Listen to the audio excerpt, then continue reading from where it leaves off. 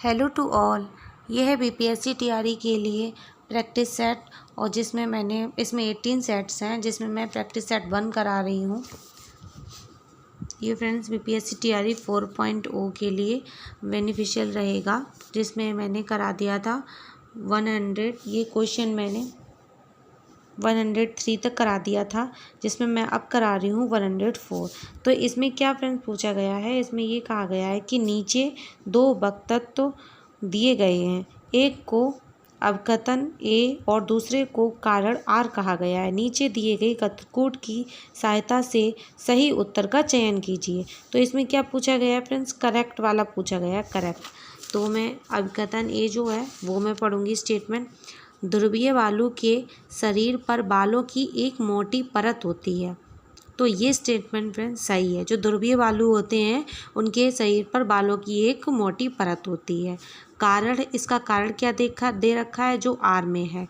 ध्रुवीय बालू के बाल उन्हें कड़ाके की ठंड से बचाते हैं। तो ये भी जो रीज़न है वो सही है। ए और आर दोनों सही हैं और आर ए की सही व्याख्या करता है। तो आंसर इसका हो जाएगा फ्रेंड्स 1। सॉल्यूशन मैं इसका दिखाती हूँ। ये है इसका सॉल्यूशन। ध्रुवीय बालू फर की दो मोटी परतों और त्वचा के नीचे वसा की एक परत से अच्छी तरह से ढका रहता है। ये किससे ध्रुवीय बालू ढका रहता है? फर की दो मोटी परतों और त्वचा के नीचे वसा की एक परत से अच्छी तरह से ढका रहता है।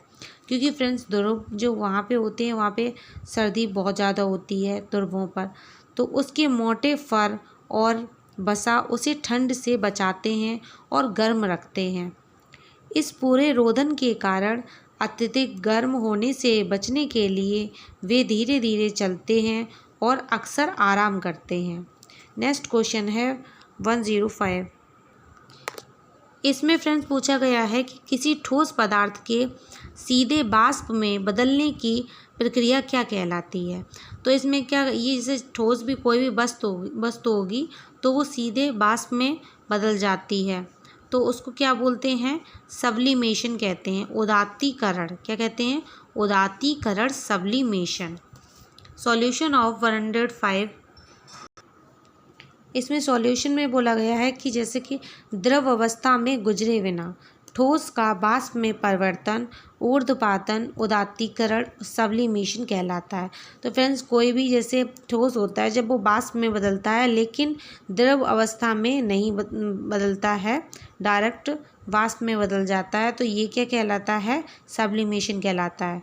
ऊर्ध्वपातन की क्रिया दर्शाने वाले ठोस पदार्थों के उदाहरण हैं शुष्क बर्फ।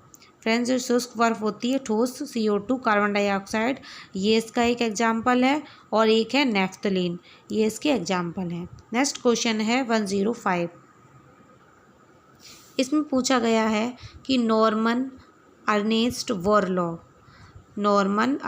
बोरलॉग, जिन्हें भारत में हरित क्रांति का जनक माना जाता है, किस देश से संबंधित हैं? आंसर है मैक्सिको। ये मैक्सिको से संबंधित हैं। इनको भारत में हरित क्रांति का जनक माना जाता है। Solution of 106। इसमें सॉल्यूशन में दे रखा है कि अमेरिकी कृषि वैज्ञानिक, ये कहाँ के थे? अमेरिका के। पादप रोग विज्ञानी, मतलब जो पौधे होते हैं उसके वैज्ञानिक थे, और 1970 में शांति के लिए नोबेल पुरस्कार के विजेता।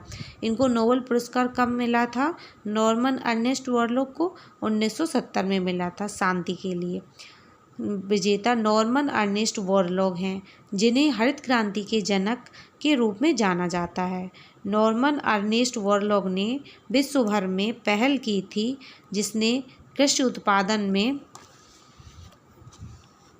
व्यापक वृद्धि में योगदान किया, जिसे हरित क्रांति कहा गया।